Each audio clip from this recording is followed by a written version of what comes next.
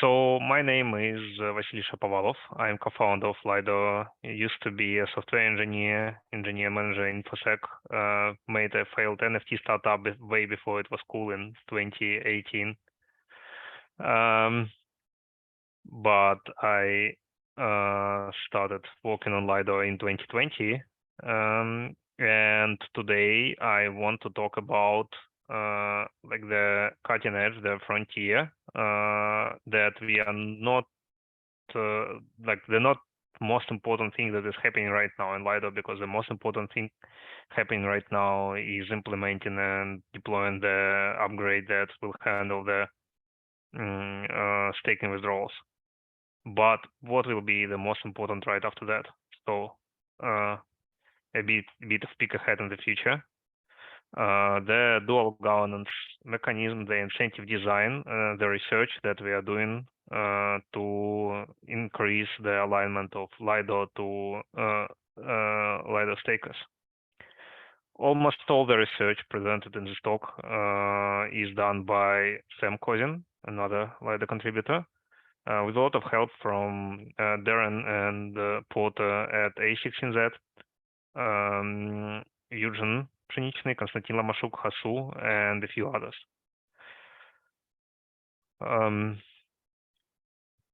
In short, the problem statement is that Lido is a decentralized financial liquid staking protocol governed by the decentralized autonomous organization. Lido's got $8 billion in TVL. That's a lot. That's like number one by TVL. But the governance of the protocol is done by a token voting system with full token valuation is about 2.5 billion. So far, this works well, but in general, there is a principal agent problem. Like the governance over $8 billion is done by token holders of $2.5 billion. That's an incentive conflict right there. And we are working on a way to make this conflict go away, or at least be reduced. We want for stakers to have a say in protocol changes, so they can't be blindsided by the like larger governance. So they can option to veto significant changes to the protocol in a way that doesn't break Lido governance, doesn't impede the development of Lido the protocol, is not too cumbersome, makes Lido more aligned with stakers, does not make it easier to capture, and it needs a really intricate balance of power between the holders of the governance token and stakers, so then neither side can easily harm another. That's the short version of the talk. Like basically that's it. But I'm going to go into more details, including some of the like very basic things about blockchain systems, the decentralized organization, the smart contract systems, etc. So please bear with me. If some things are too easy for you, there will be harder things down the line. So in general, smart contract platforms can be thought like very well described coordination mechanisms. You can say that smart contract is a generalized mechanism for credible pre-commitments. Like you can say in a smart contract that if Alice pays Bob $10, Bob will pay Alice like 0.007 Ethers. That's a pre-commitment from Alice to Bob, and she can't walk it back with a smart contract. Like this pre-commitment is set in stone. The simplest example. And this doesn't require codes, like it's not a contract. This doesn't require law enforcement or physical force in general to work.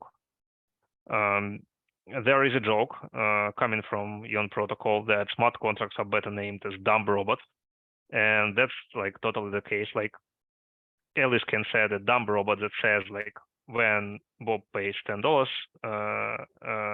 he gets like 0.007 ever, and that is what going to happen. There is like it's auto-enforced, self-enforced. This is in general a really novel thing for coordination, for mechanism design for coordination.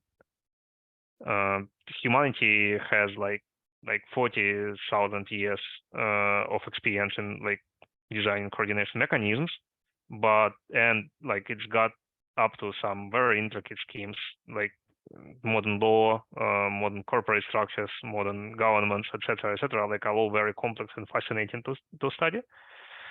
But like we only had like very basic and like very limited credible mechanism machine before, and now we have them, and it actually opens up a lot of possibilities. That's kind of like a technological way of having like really dumb but really effective regulation instead of like regulation by law, or alongside with regulation by law. One more complex example with like in a practical sense, a coordination mechanism that is super effective and works very well and is not in general possible without blockchain and smart contract platforms. And what is possible, like the closest approximation to it that is possible, is a lot more cumbersome and more expensive. That is a simple multisig smart contract that hold funds, and the only way any transaction with these funds can happen if K out of N parties agree that it should happen. Like they vote on a transaction, and if it gets the majority, it happens. If it doesn't get the majority, it doesn't happen. That's one example. There are other examples where like K is very small. That means that anyone can move the funds, can be useful for some like very operational wallets, or it can be or on the contrary, like K can be the same as N. That means like there should be a unilateral agreement that funds should be moved.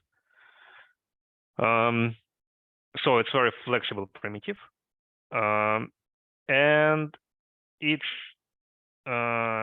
it's used very often. Like an example is Gnosis Safe, a multi-sig system for Ethereum and Ethereum-like protocols.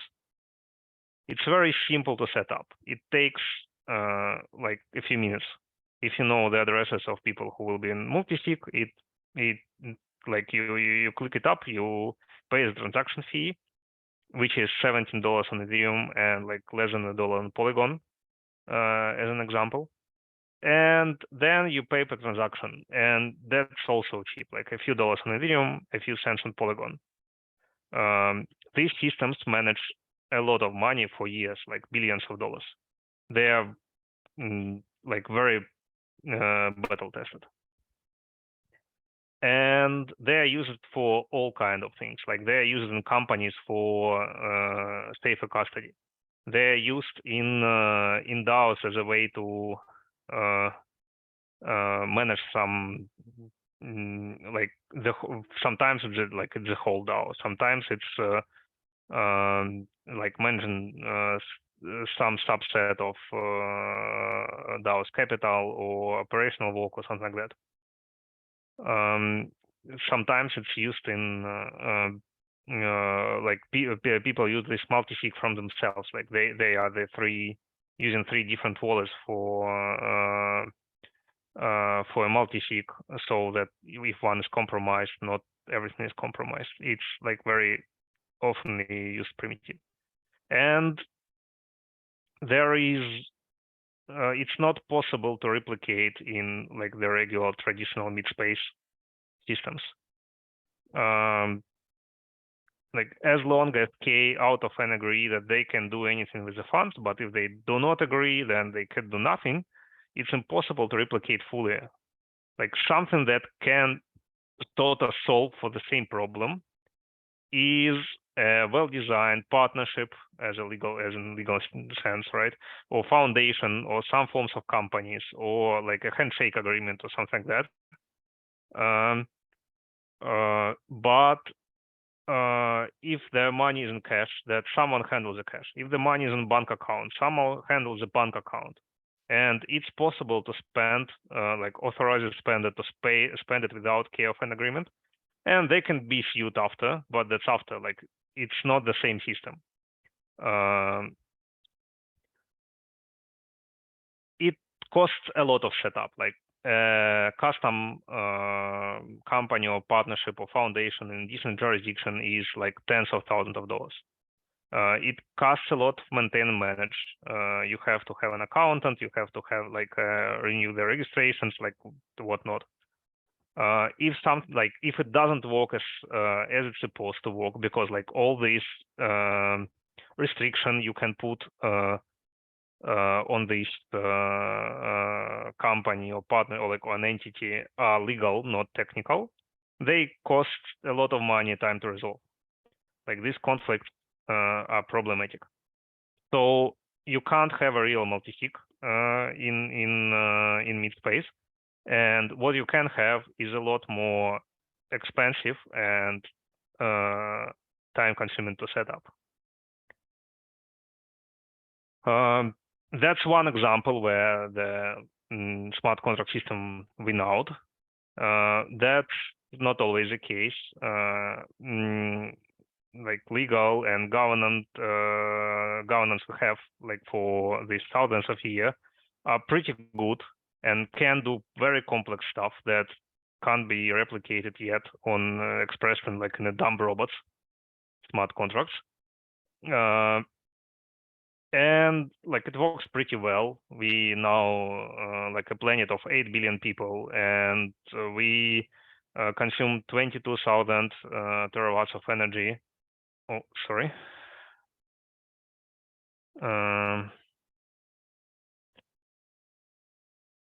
That was my cat. Sorry about that. So smart contracts are more bulletproof but less expressive. And unlike the usual legal systems, they require more game theory specialist design than a lawyer. It's a pretty intricate work that like I bet it's kind of like more similar to design of the PvP system in a multiplayer game than anything else. You have to define the goals for a system. You have to understand what actors are there. And you nail down the system rule in a way that system actors are incentivized to achieve the system goals. That's how blockchain system works. That's how Bitcoin was designed, and what it was like a right design from the first time. Incredibly impressive. That's how most of the application on Ethereum are designed. You express the rules in form of smart contracts, and actors achieve the goals for the system within these rules. You design a game and people play, and if you design well, you get what you wanted from the goals. And if you don't design well, that's like another 800 million hack or something like that. So coming from generic to concrete example, Lido is a liquid staking protocol for Ethereum. Users submit Ether to Lido smart contract. It is staked with a validator set using rule-defined smart contract. Users get liquid staking token in return, the representation of staked Ether that they can use however they want. Like they can send it, you can trade it, they can use it in as a collateral in financial applications. Staking rewards are distributed for liquid staking token holders, and fee is deducted in favor of the DAO and not operators. The the DAO, Lido DAO, is a decentralized autonomous organization handling the governance of the protocol. Protocol has set of parameters that sometimes should be adjusted, like the fee could be adjusted, the validator set distribution rules are often adjusted, security parameters, protocol upgrades following the Ethereum itself upgraded. And thus the protocol governance is quite powerful and can, in theory, make decisions harmful for the stakers. It's a principal engine problem in general. The protocol governance is done by coin voting DAO. That means that every on-chain action has to pass the voting process by LDO token holders.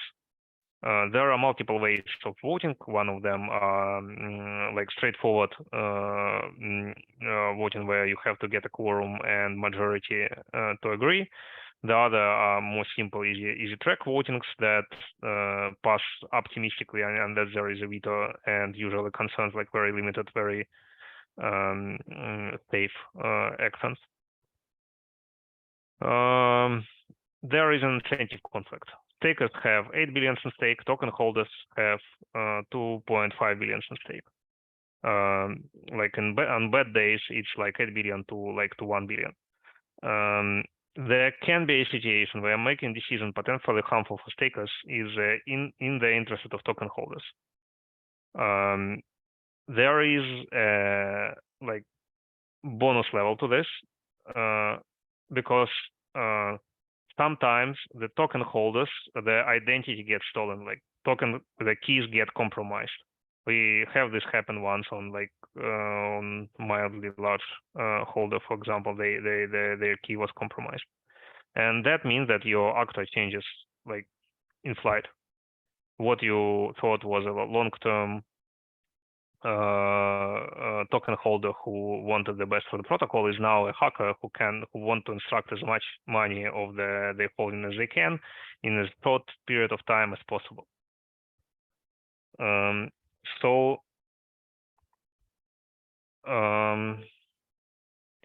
This is not a unique problem. Most non-immutable DeFi protocol, which is like most DeFi protocol, have this issue. The only thing that like works bulletproof in practice is ossifying the protocol. Make it so that there is very little thing that governance can do. For example, there is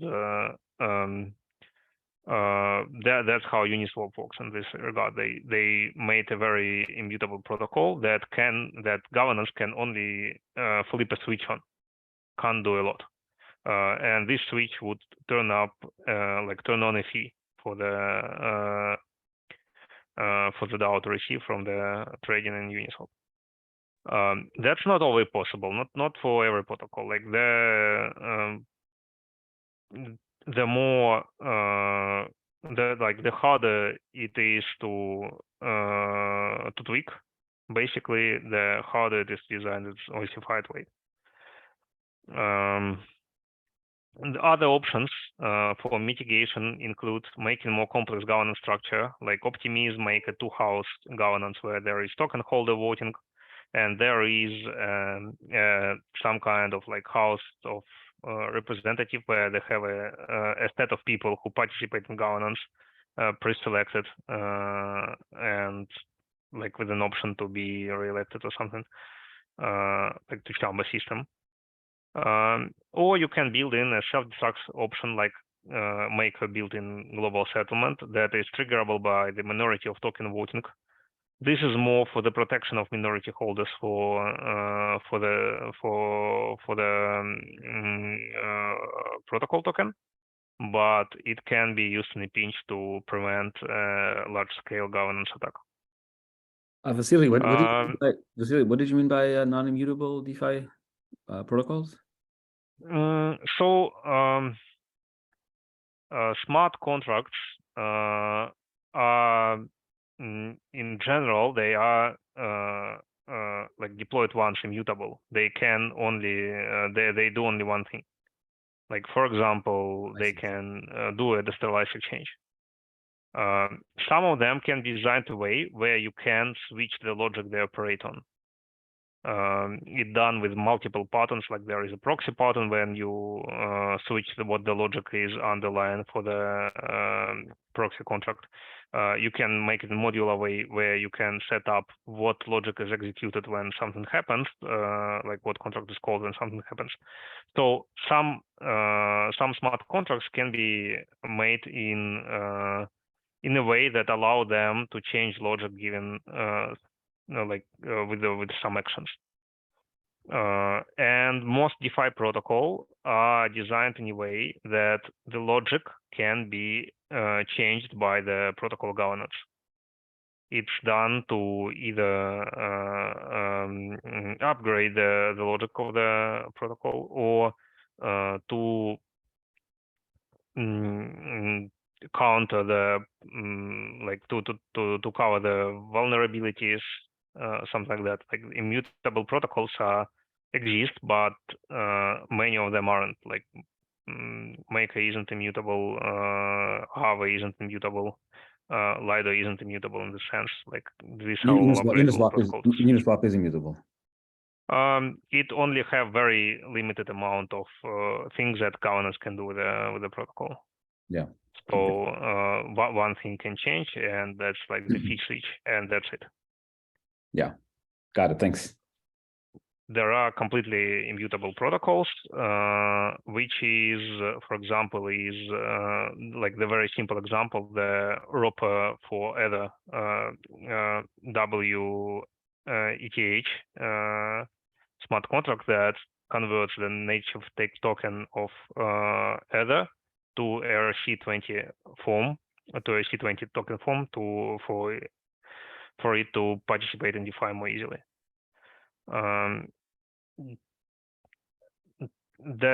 This is a spectrum, and like governance minimization is a spectrum. For example, Maker is like more immutable than most, but Rye is like more immutable, and liquidity is even more immutable. So that's from stablecoin protocols. So this is like not a binary; it's a spectrum. This is more important for Lido than most. Like one thing is that the largest protocol by TVL, so there is like more money in stake in general. It's working in the heart of Ethereum security mechanism. So if Lido fails, it can have consequences outside of Lido. And ossification is mostly impossible, at least for now, because Ethereum is not ossified, and we are working with Ethereum protocol, and it's getting upgrades like once a year at least, and many of them have to do with staking. And like there is not an option to have an ossified protocol yet, because the native staking mechanism is is changing under us. It would be like ossifying things on built on Sand for now. It would hope happen when Ethereum is more fixed in its way, but it's not something that can be done now. One other thing that is often debated is that coin voting is not great. There is a lot of criticism about coin voting DAOs. Vitalik's got a really good talk about this. They are vulnerable to bribery, to conflict of interest, to centralization of holdings, private key compromises, governance capture attacks. That's just like on vulnerability side.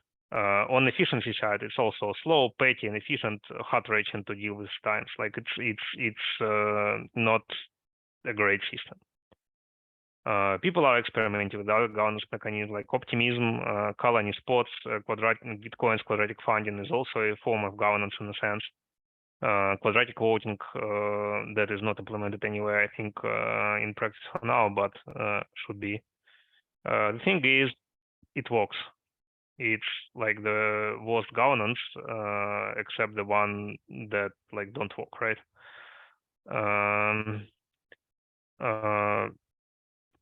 incredible things have been done with simple coin voting DAOs, like Aave, Curve, Cosmos, Compound, a lot of them.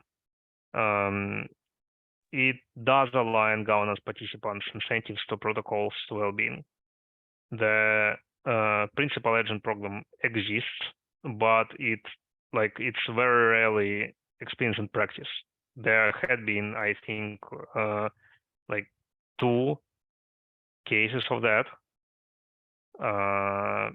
of a governance attack that exploits principal agent problem. One was on Ethereum POOW fork, the half-dead fork of Ethereum that everyone abandoned, and someone captured our governance for free instantly there and used it to get all the money out of this fork. And there was something with similarly like half-failed protocol on Binance chain. Like it doesn't happen to the to things that actually work, at least for now. It's like even if it is a theoretical risk for now, it's something that like will come in practice in the next 100 years. And if like Lido wants to work for 100 years, it needs to take this theoretical risk seriously. But Vasiliy, how can you say that this is working well? In that, if you look at all the votes, the participation rate is extremely small. So most people aren't voting. And does that still count as working well? You judge things by results, not like by the metrics, right? You can say the governance works when it makes good decisions and makes it timely. Mm-hmm. So if you take a look at like the participation rates are like pretty bad, and it have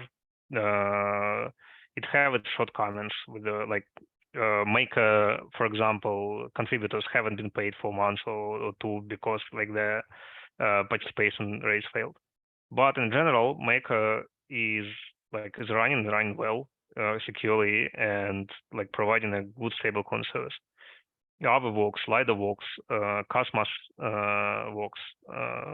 Like this, it consistently makes decent decision with decent timing.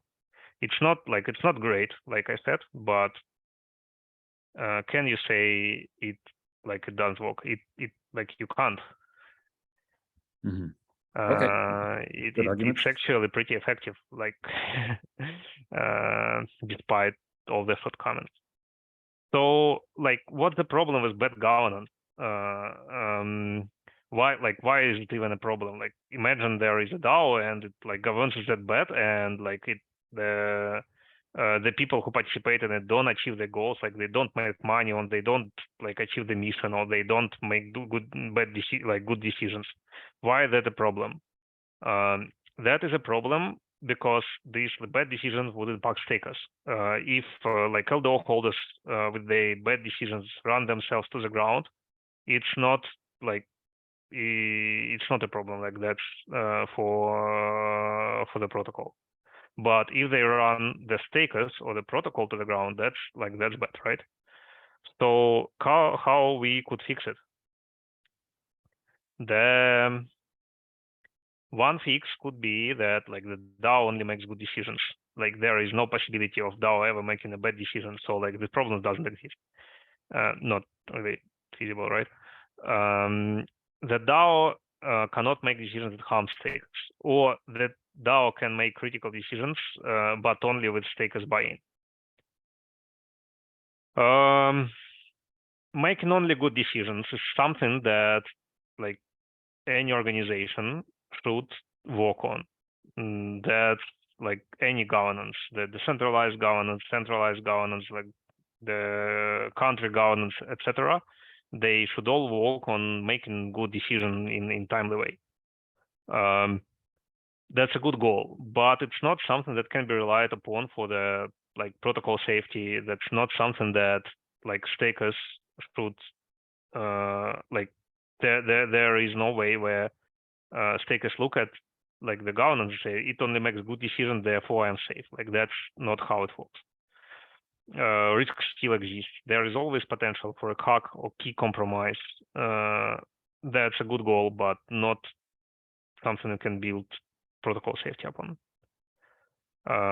When governance cannot harm stakers, it's protocol acidification I was talking about. You remove the levers from the governance, and it can't do, can't really make bad decisions on many things, because it can't make any decision on many things. Like it's been defunct. It should happen to an extent, but base protocol underneath is not ossified, and like it's very likely it's never ossifies in full. Like we'll see. That means that something that Lido should do, but again, something that cannot be relied upon as a main strategy. And you can require stakers buy-in. It's feasible. It can have it can be designed. It's complex and novel. There is currently, as far as I'm aware, no protocol that does that. Like the governance is there to govern the protocol, and protocol users are there to use it, but they are the only thing they vote with is basically their money. Like if they remove money from the protocol, that means that they're not happy with governance, right? But it doesn't protect them against attacks, and it's hard to design. So how can we still design it, right? Current governance scope of the protocol is that the DAO votes on upgrades for the liquid staking protocol code, for adding and removing node operators, changing stake distributions among node operators, changing protocol and node operator fees, works on governance token mechanism and issuance, and management of protocol treasury. Only management of protocol treasury is something that cannot buy the stakers. It's the only thing that does not really concern that out of this list. Everything else is can be used to harm stakers. So we can solve the principal agent problem by reducing the scope of governance as much as possible with ossification, and for the remaining scope, introduce dispute resolution mechanism that will help cure misaligned incentives between stakers and LDO holders, so that nothing serious can happen without stakers buy-in. The goals for this mechanism is to solve the principal agent problem by preventing the proposals from passing that would be bad for stakers. It should introduce new attack vectors, and it should allow Lido to recover from a captured state of or stuck state of Lido governance. We should make things better, not worse. So harmful proposals should not pass, but additional risk introduced by making governance mechanism more complex and more multi-actors should not be very dangerous by itself. The actors can be defined here as LDO holders, different kinds of LDO holders, different kinds of stakers, and different kinds of stakers intermediaries.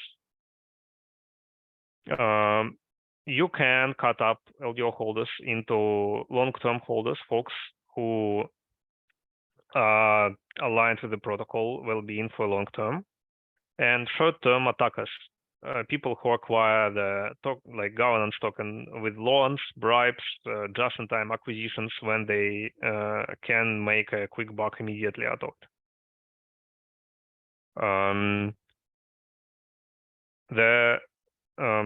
You can say that for long-term holders, they are generally prevent the stable long-time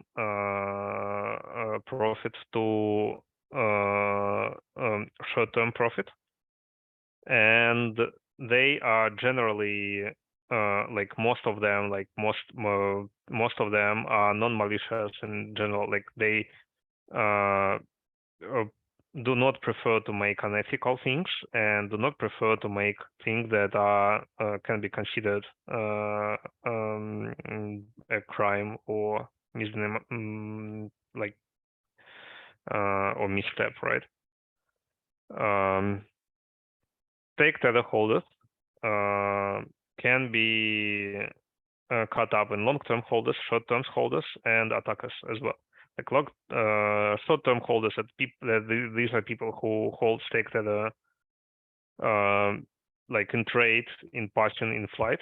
Long-term stakers is people who use stake tether to get staking rewards and potentially use it in DeFi protocols long-term.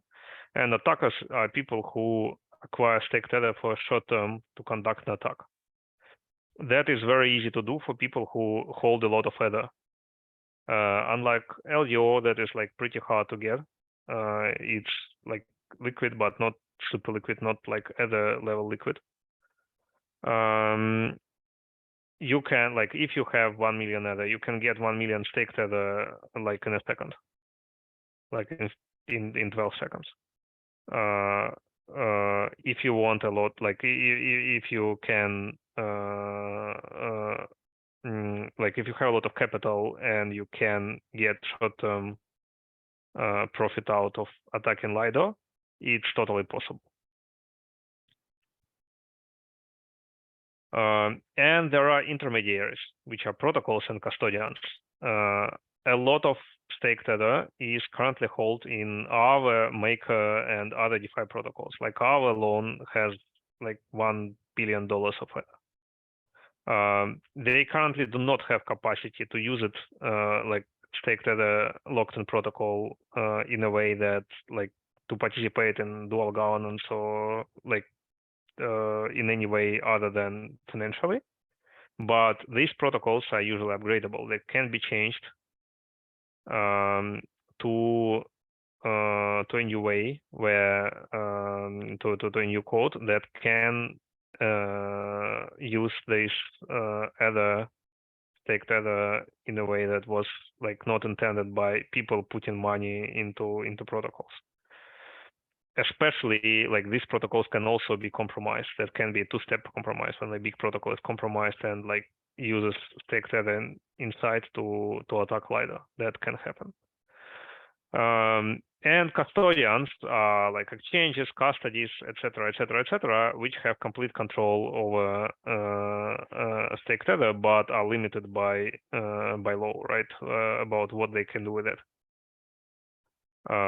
And limited by law doesn't mean they would not resort to an attack in a sense. Like for example, at its height, I think FTX had about 2 million Ether or something like that. If for them, like one of the ways to avoid bankruptcy would be to attack Lido, they could do it, right? They were pretty aggressive on many things in DeFi. And there is a bonus level to that every actor can be compromised. Like what we assume about them can be like the keys can be stolen and the protocol can be hacked. And what we have right now, instead of like someone we thought of a long-term actor, long-term staker, the person who would prefer like a reliable protocol to quick buck, can be replaced with a hacker who wants to get away with the money like in a week, and will do everything that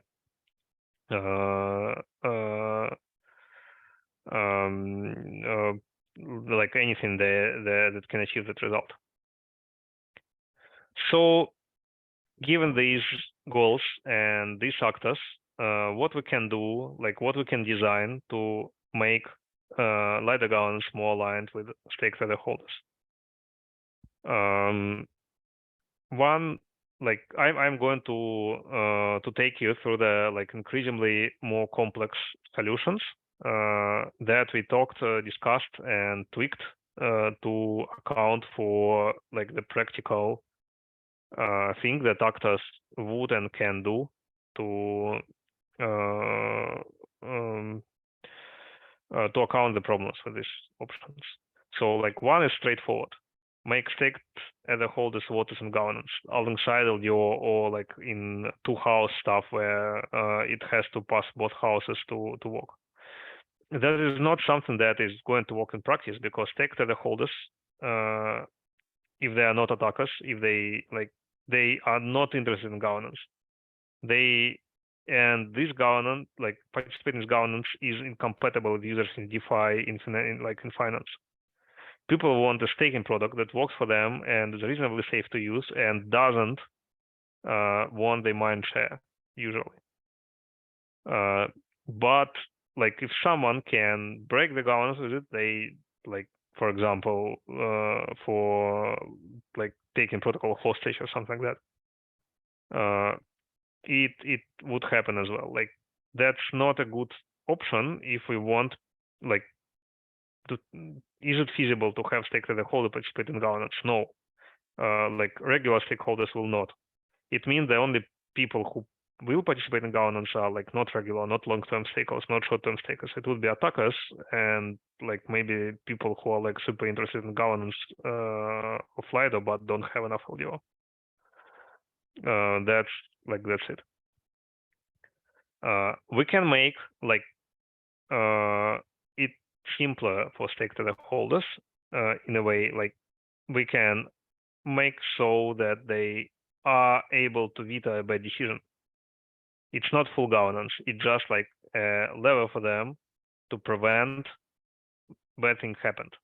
So when there is a proposal that is like actively bad, stakeholder holders can veto it. If we take the simple majority, like overall majority, 50% of stakeholder, that is not working because this amount will almost never be able to vote. If we only take local majority, like 50% of stakeholder participation in veto vote, it's usually too trivial to get an attacker to green governance to a halt. Like most of stakeholder holders will not participate in these votes, so the one that participate will be will hold a lot of advantage. The stakeholder will become unusable because the governance will be stuck and upgrades won't happen and like parameter change won't happen, and it's going to be like a slow death for protocol. We can make so that there is veto with a quorum. Like if there is a lot of stakeholder holders, but like not 50%, they are together able to veto a bad decision. That is actually a working scheme. It doesn't have a general problem. It has like a specific vulnerability that can be mitigated. That is that we want happy path governance to work reasonably quickly. Like we don't want to have a 2, 3, 4 months default path for any governance decision, but because it would make governance too slow and inefficient. Like Lido would lose in the long term to protocols that are faster. But stakeholder holders cannot be roused on short notice. Like they don't pay attention to governance in general. They will only pay attention to like when something happens and they are like reached out by their like friends and colleagues or see something on Twitter, and it takes them like weeks to unwin their DeFi position and like take a stand in a veto, right? So they need a fairly long period of time to participate in a veto, and we don't have long period of time in heavy path of governance. We can make it two-phase with a quorum. So small quorum of stakeholder holders is able to extend the governance vote time to a period long enough for a quorum to veto, like to collect. that actually works as well. Like it closes that particular problem with the happy path lengths. Like usually the decision are made quickly, but if there is a small part of activist holders for stake tether who can make decision to delay for a time enough for like most holders to act, it actually is a pretty good system. But what is like we have 20% of stake tether with a bad actor, like compromised protocol, compromised or just bad faith custodian, just a large whale who want to take down Lido and like make their own liquid staking protocol. What are their bad actor? And most stake tether holders don't want the veto. The option here is to have like an anti-veto mechanism where there is, to an extent, a voting for stake tether holders, but in a way that they can introduce a veto to a proposal, but someone can say like, no, this proposal goes, and if they have enough stake, it will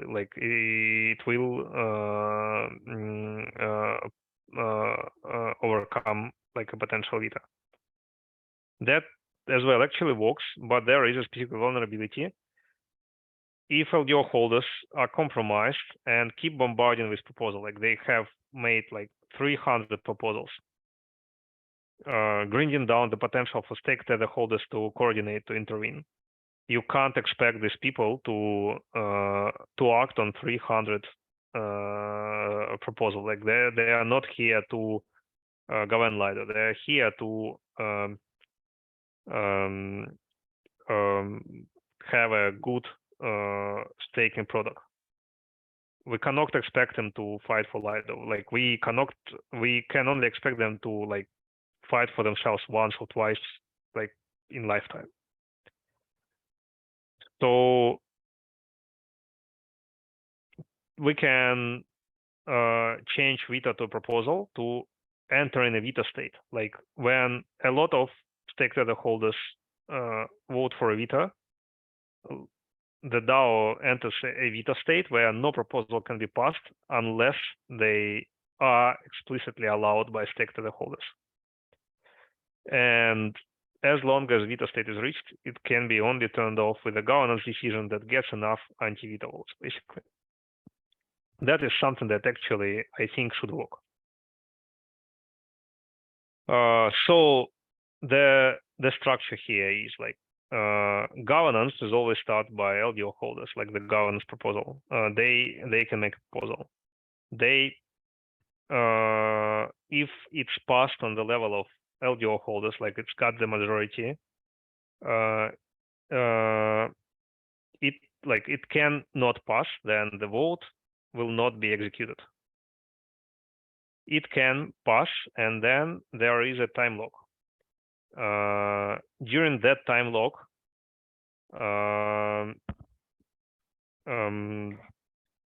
the global veto state can be activated. Like people can vote for time lock extension with stake tether, and when time lock is extended, people can collect enough stake tether to enter the veto state. When that happens, vote can't proceed, and there need to be an anti-veto vote for the proposal. If it passes, then it is executed. There are open problems left here in this system. Like what happens if governance is in constant veto state? Like there is no proposal that can pass anti-veto. Like that's something that needs to be decided. Protocol cannot be left forever in the state, like shouldn't at least. There is low incentive and habit for stake tether holders to participate in governance as a just withdrawing. And there is no punishment for spamming malicious proposals or malicious vetoes. Like in these systems, it's unlikely that a bad proposal for stake tether holders will pass, but it doesn't guarantee that the protocol will not be under constant siege by malicious governance of from LDO side or malicious vetoes from stake tether side. One thing to understand here is that stuck state almost certainly means that governance is compromised on one on both sides. Rational long-term actors on both sides will probably never go to veto state at all. Like these votes are expected to happen when stake tether holders are unhappy with the decision, and good governance from LDO sides will not try to get a proposal that stake tether holders are not happy with. Like that's never happened, and likely will never happen. We're designing here for like a catastrophic outcome inside a catastrophic outcome.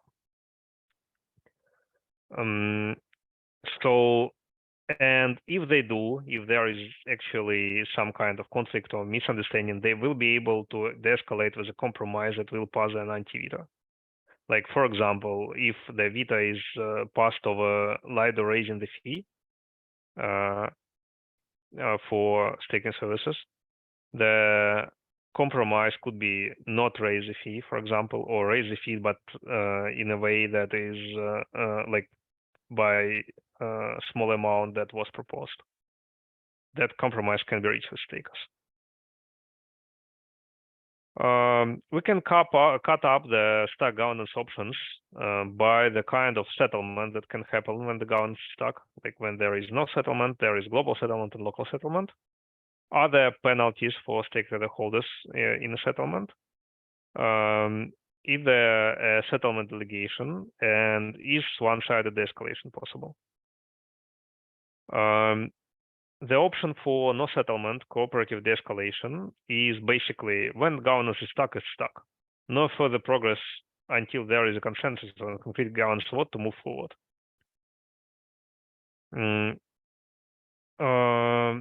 This is an option that very much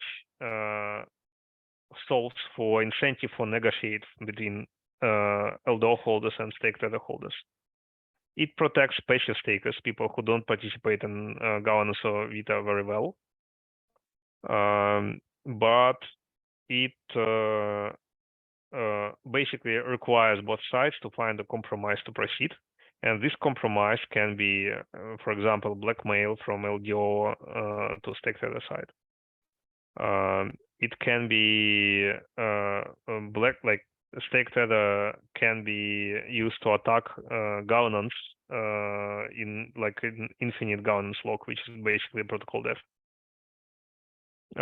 But it's very costly to maintain this attack because if stake tether is locked in a veto state and compromise isn't reached, it's locked forever. It's basically lost. We can allow one-sided de-escalation when we allow veto. Like default option is vetoes cannot exit the veto state. Like when they commit the ether to like stake tether to a veto, it stays this way until the situation is resolved. But we can allow them to exit. And when enough of them exit the veto state plus some time lock, governance is free. Like the veto state is lifted. This is this is better in this case because for people who want to participate in a veto, because they can remove the stake tether from a veto state and they are not stuck forever. It still requires people to negotiate, but the attack cost is lower because you can now withdraw stake tether, and that means that stake tether is not lost forever. We can alternatively introduce global settlement. That means that if governance is stuck for a long period of time, everything unstaked and Ether is unstaked and protocol is disbanded.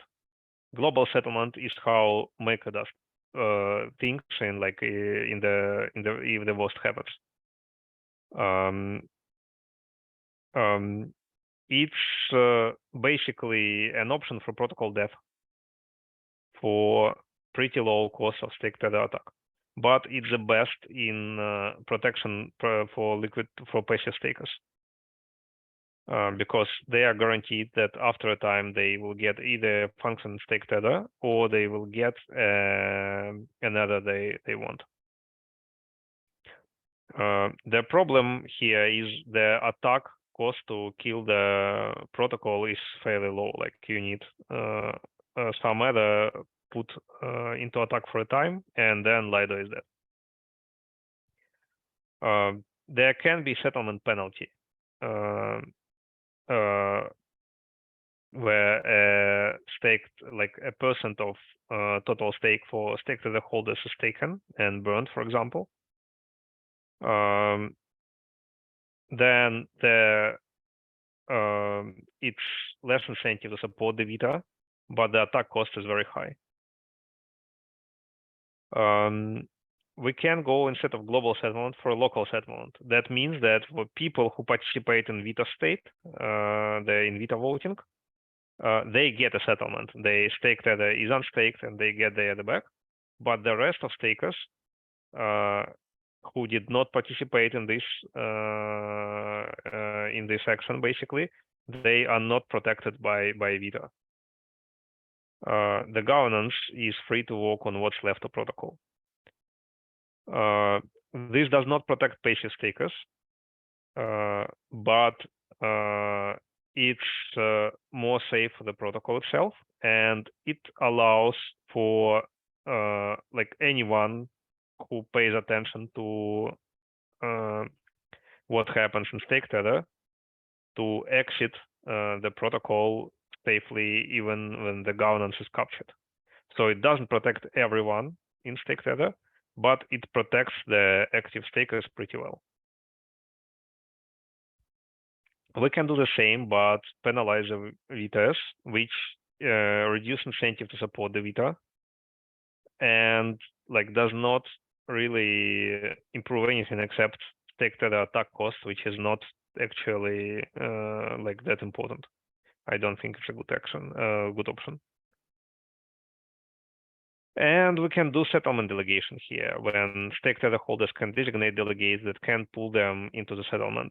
That is better for passive stakers because they can have a delegate.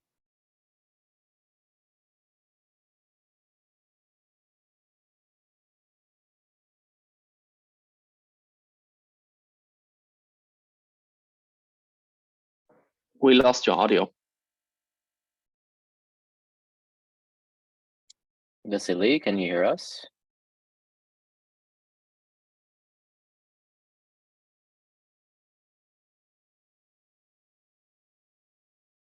Yeah. Yeah, we can hear you. Yeah, you Oh, should that's hear me. someone else. Yeah, we can hear you. Yeah, that's good. Yeah, my headphones stopped working. When did it break? 30 seconds ago. Yeah, okay. So this is an option that we looking at now, like current state of dual governance proposal, that it's in research, it's not finalized. So that's something that you can check out on our governance forum and participate in. As part for the as for the another problem, the low incentive to participate in veto process, I think it's not that low. Like there is a better outcome, like almost always in this case, a better outcome for you is to exit the protocol before the governance proposal passes or is vetoed, but it's fairly slow process. Withdrawals are slow in Ethereum, and most stakers will not be able to take this way. Like most stakers are will continue to be in protocol. They will not have time to exited before the proposal passes.